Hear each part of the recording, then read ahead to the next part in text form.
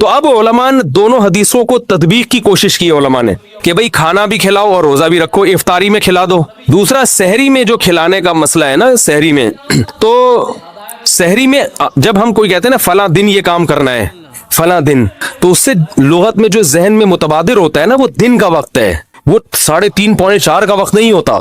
یہی وجہ ہے کہ جو لوگ اس حدیث پر عمل کرتے ہیں وہ دن میں کھانا کھلاتے ہیں، دوپہر کے ٹائم لنچ کرتے ہیں۔ وہ افطاری میں تو ویسے ہی دسترخوان وسیع ہوتا ہے بھوک کی وجہ سے۔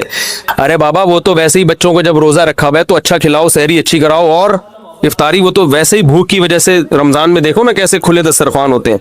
تو میں نے بڑی کوشش کی دونوں حدیثوں کو جمع کریں، لیکن تکلف کے بغیر یہ ممکن نہیں ہے۔ تو فقہ کا ایک اصول ہے کہ جب کوئی بے غبار صحیح حدیث ہوتی ہے اور اس سے ایک اصول ثابت ہو رہا ہے، تو اس کے مقابلے میں اگر کمزور روایت آئے گی جو اس سے ٹکرا رہی ہوگی، تو اس کمزور روایت کو، اگرچہ وہ موضوع من گھڑت نہیں ہے، لیکن اس کمزور کو اس صحیح حدیث کی مخالفت کی وجہ سے بولو بھائی رد کر دیے جائے۔ اس لیے میرا نالائق کا موقف یہ ہے، میں بہت نالائق ہوں، میں اتنی بڑی بڑی باتیں کرتا نہیں ہوں، لیکن ساڑی عقلچ یہ چیز آندھی نہیں ہے کہ بھائی جو روزے کا دن ہے وہ بھوکے پیاسے رہنے کا دن ہے، وہ کھانے کھلانے کا نہیں ہے۔ افطاری میں تو ویسے ہی کھاؤ بھی کھلاؤ بھی۔ تو اور اس کا نقصان یہ بھی ہوتا ہے کہ لوگوں نے اس کھانا کھلانے کے چکر میں روزے چھوڑ دیے ہیں۔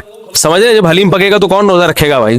ساری رات گھوٹا لگے گا حلیم کا کہ کل دسترخوان وسیع کرنا ہے، تو پھر روزہ گیا، وہ تو تیل لینے گیا، روزہ کون رکھے گا روزہ؟ تو وہ حدیث صحیح حدیث کی بالکل اس میں ٹائٹ قسم کی مخالفت ہو رہی ہے، ٹھیک ہے نا؟ تو نالائق کی رائے، پھر بھی اگر کوئی دوسرے علماء کی رائے کو فالو کرتا ہے تو وہ کھائے بھی کھلائے بھی۔ میں کہتا ہوں جو مضبوط چیز ہے اس کو لینا چاہیے، جو کمزور چیز ہے اس کو چھوڑ دینا چاہیے۔ ہمارے حضرت مفتی رشید احمد صاحب رحمہ اللہ ایک بات کہتے تھے کہ جہاں کھانا کھلانے کی حدیث آئے گی نا، وہاں مسلمان اس کو لے ہی لے گا۔ کھانے پینے کی جہاں بات آئے گی مسلمان کیا کرتا ہے؟ وہ کہتا ہے بھائی یہ صحیح ہے، یہ بالکل صحیح حدیث ہے، ٹھیک ہے نا؟ وہ کیا کرتا ہے؟ جن علماء کی تحقیق ہے وہ تو تحقیق سے کہہ رہے ہیں، لیکن عام پبلک کی عادت یہ ہوتی ہے کہ فتویٰ بھی اسی کا فالو کریں گے جہاں کھلانے کا تذکرہ آ رہا ہو۔ تو اب ہمارے کہتے جہاں کھانا کھلانے کی بات آئی، مسلمان کہتا ہے بس یہ بالکل صحیح، بخاری کی طرز پر، یہ بخاری کی شرط پر یہ حدیث۔ تو بھائی بھوکا رہنا عبادت ہے، بھوکا رہنا سنت ہے۔ بچوں کو تو ویسے ہی کھلاؤ اور سحری افطاری کرا دو، اچھی سی روزہ رکھواؤ، اور جو بالکل چھوٹے بچے ہیں وہ تو ویسے ہی کھاتے ہیں۔